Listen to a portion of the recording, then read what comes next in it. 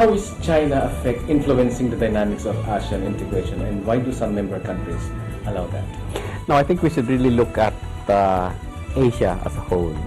So when you speak of Asia, you cannot really say that China is a different part of the region. That's really one and the only one region, and we are all part of that. So since China is the country in Asia, an Asian country that has really progressed so much in a couple of years' time, it's all the country can afford really to help the development of every Asian country aside from the Philippines. Of course, we have to look at Japan also, but not so. China is closer to most of the countries because most of the Asian countries really lie in the southern part of Asia. With so much economic activity in China, you cannot help it but China to also expand.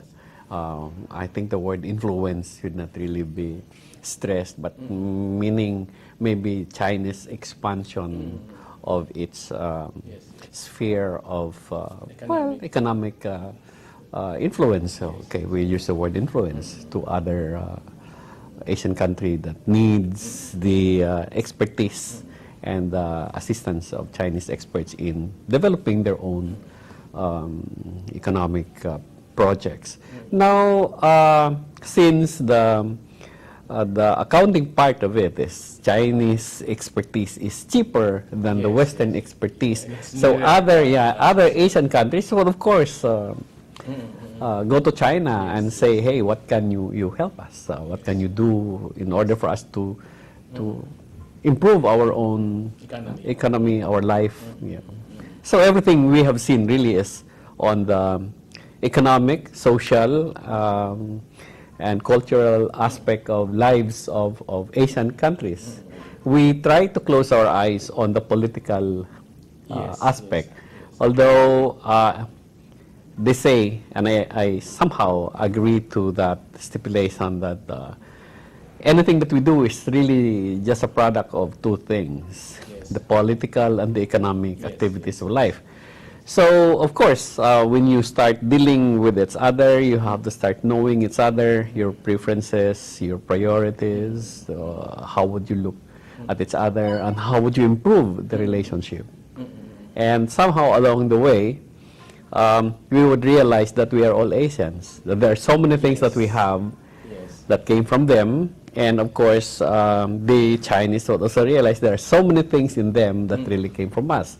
So you can really see how we should really go into a proper stage of getting to be closer to each other. And I think we just really term it now as an integration part of the whole system. The reason why I asked this is recently, for the first time, the ASEAN member countries failed to come up with a a joint statement, the unified statement on the China, China's activities in the South China Sea. So this is first time for the ASEAN member countries. No, I think that is understandable. We base our claim, for example, on the legal on the legal aspect, while the Chinese is more on historical aspect. So there is really no agreement as to who owns this and who owns that. But again, what I always stress is we should really see to it that we may not be able to agree on this problem, but we can always agree to disagree. So I just have to say that the winner in this aspect of life will be the one who has the longest patience because I don't think we will really be able to find the solution to this problem in our lifetime. Not in our lifetime. Maybe in some other else's lifetime. Maybe in the lifetime of people who are not even born today yet. So it will have to evolve history. Yeah, but that should not be a main factor in determining the relations, cooperation and understanding and friendship between two Asian brothers Yes, and, yes. and sisters. Yes, yes. I think that when you speak of agree to disagree, you put the problem on the back burner, and then you continue with the other aspects of life. Even husbands and wife, brothers and sisters quarrel or disagree, but there is no such thing as a permanent disagreement that would destroy the long-standing relationship. So, do you agree with our current Philippine policy towards China, especially the case we brought with the international courts regarding the disputes in the islands of South China Sea? I have no problem with the Philippine position. Okay. I just have a little, should I say, I'm a little not satisfied with how we approached it. Yes, yes. Because here, before we went to take up a political solution to the problem, I look at bringing it to the United Nations as a political aspect. We should have really exhausted all our diplomatic means as long as we continue to talk Yes, without, how do you call that, without Antagonizing. Actually, China was antagonizing the other party, Yes. which antagonizes our own economic development. And the economic development for us is the most important. Of course, sovereignty is very important, but then we have to look at it in the different sides or perspectives, because for the Chinese, it's also sovereignty. For us, it's sovereignty. So by agreeing to disagree, I think, Yes. then let our one panel from us, one panel from them talk and exhaust. Put them in a small room, and then they can talk the whole day, the whole year, the rest of their lives there until we come out with something that would really be beneficial for both.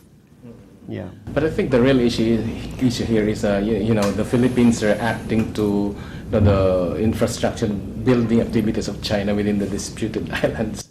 No, that would not have happened if we have exhausted also our diplomatic skills and talk to the Chinese.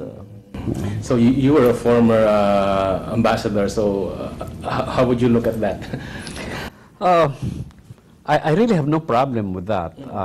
I think that as a smaller country here, even if of course we claim that all countries are equal, we should really look at also that's the reality. the magnitude of our problems, Yes. especially with regards to the lives of our people, our economic development, and see what we can do. The most important aspect for government is to see to it that its people are satisfied, living economically well off. That's the major thing for me. I think that should also be the major aspect of our consideration when we start talking to other countries where we have problems. So, looking at China, we can keep on talking about our claims, but our economic and trade relations should always be in the highest priority That to has get. been a historical reality. Yeah, then I'm just quite discouraged that when I was in China last week, I found out that there is no more state Intervention. state enterprises. Okay. Chinese state enterprises that are doing business in the Philippines. So everything that we have for China, for example, are all in private. Initiatives. I'm sure it's smaller. Yes, yes. So we are trying to see if we have 1.4 billion people, why can't Yes. if we can just really get something of a share in all the needs that the Chinese people want coming from our country, that would really be enough. The biggest market that we can. Okay. Yeah. China has recently established a maritime Silk Road that purposely bypasses the Philippines. Oh, that's political actually. That's political. I was asked that question. I think in my ABS. No. In my In another program in another station, and that was the time when they came out with the maritime. And I told them that, you know, it's really part of a political strategy for the Chinese to be noticed. Yeah. Because we are beginning not to take so much importance to the case already. I mean, we are preoccupied so much with how we are going to exist. And the Chinese wants the problems to be really fast-tracked. I tell my Chinese friends, no, you can't. You can't. In your case, there are too many of you. In our case, we are too small. And for our survival, we really have to see to it that we program anything and everything for our benefits also. So you cannot push us. But if you keep on pushing us against the wall, then I don't think that that is really a good sign also of promoting further the deepening relations between our two countries. Now, just like the Nine Dust Line, this Maritime Silk Road is also a political action. It's that Chinese really would like us to consider. It's not pressuring us, but I think it just shows that they really would like the problems, whatever there is between our two countries, to be addressed. Not necessarily solved right away, but I think this is a sign that the Chinese wants us to talk. That's sending a very strong message. Talk to us. Please talk to us. Especially when that China has emerged as the world's biggest economy. Yeah, but they also realize, for example, and I was very happy to learn this from them. They have studied all the countries in the world, and they told me that straight.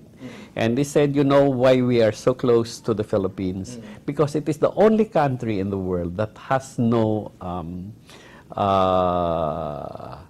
racial discrimination against the Chinese. I said, yes, of course. The Chinese can just really go there and live there and anywhere they would like to live. Unlike in other countries where they are, they are segregated in one area. So you have the Chinatown in Malaysia, in Indonesia, in Singapore. Unlike here, they're fully integrated with the for us, population. That's why we always say Chinese will go to the Philippines. If it's an illegal entry, we cannot trace him up because he really looks like any one of us.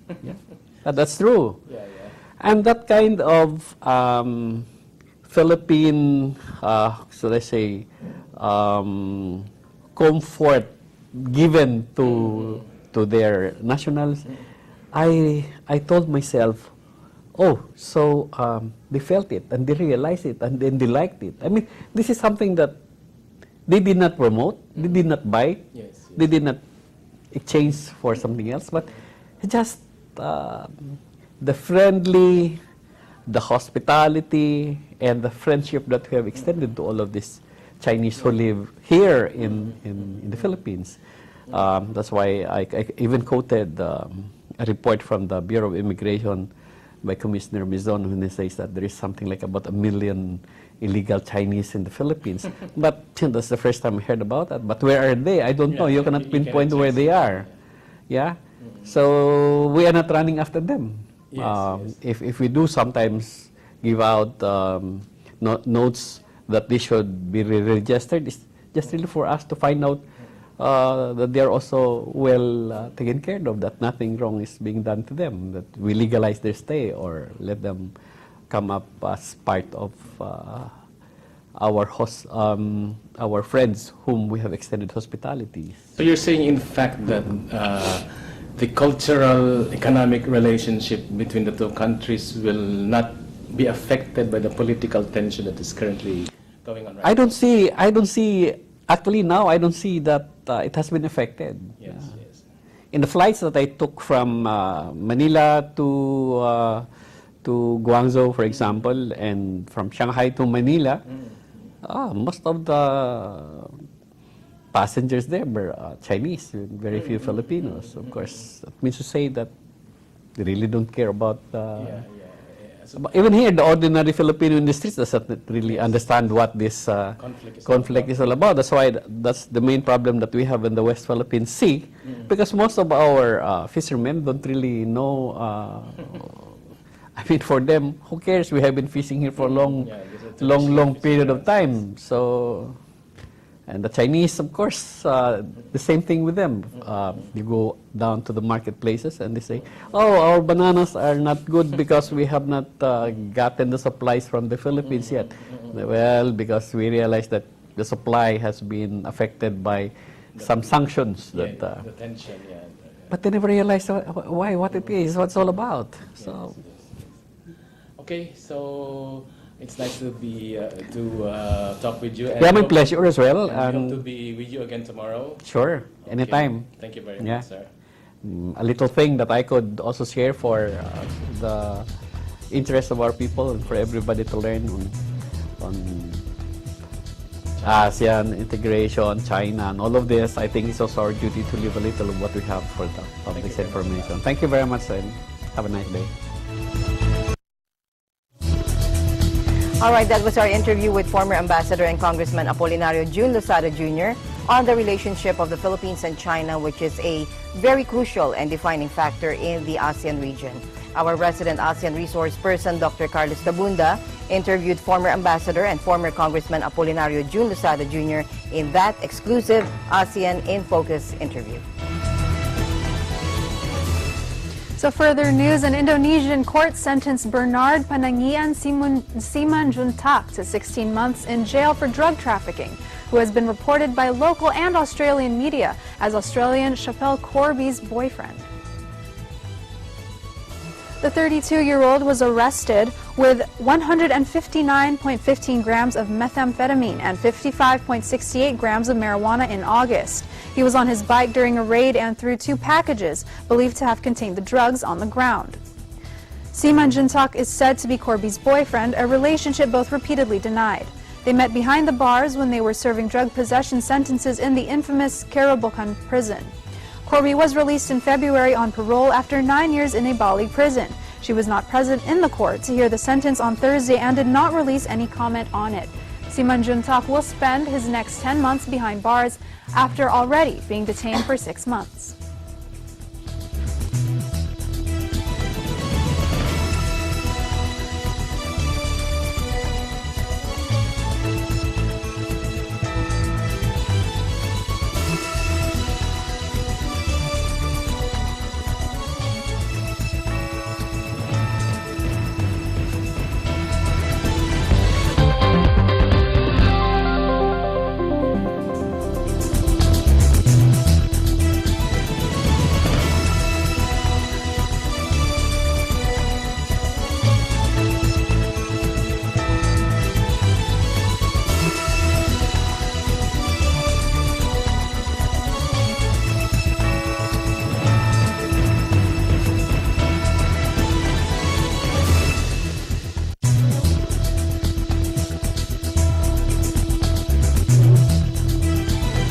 That is the latest news in the Southeast Asian nations, and that's all we have for today. For ASEAN in Focus, I'm Rachel Martin. And I'm Nea Mangawang. Thank you for keeping us company. Have a happy weekend.